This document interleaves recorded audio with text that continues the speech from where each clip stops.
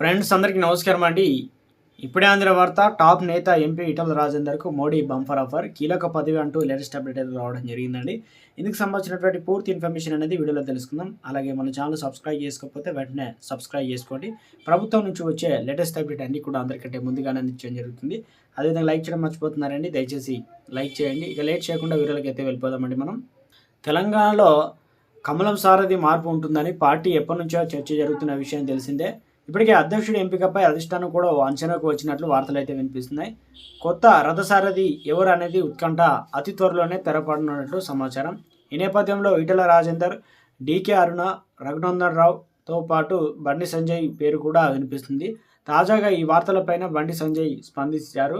ఆదివారం ఆయన మీడియాతో మాట్లాడారు. ఇక తెలంగాణ రాష్ట్ర కొత్త అధ్యక్షుడి రేసులో తాను లేనని స్పష్టం చేశారు. తనకు పార్టీ నాయకత్వం అంతకంటే పెద్ద బాధ్యతను అప్పగించిందని అన్నారు. ఆ బాధ్యతను సమర్థవంతంగా నిర్వహించేందుకు కృషి చేస్తున్నట్లు తెలిపారు. నాకు మళ్ళీ రాష్ట్ర పార్టీ పగ్గాలు ఇస్తారనే ఊహాగానాలు అని కొట్టిపారేశారు.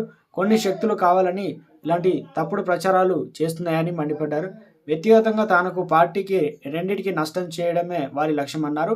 పార్టీ అధ్యక్షుడి విషయంలో హైకమాండ్ ఇంకా నిర్ణయం తీసుకోలేదని, బీజేపీ సమిష్టి నిర్ణయం తీసుకున్న తర్వాతనే ప్రకటన చేస్తారని, అదేవిధంగా హైకమాండ్ నిర్ణయానికి అందరం కట్టుబడి ఉంటామని వెల్లడించారు.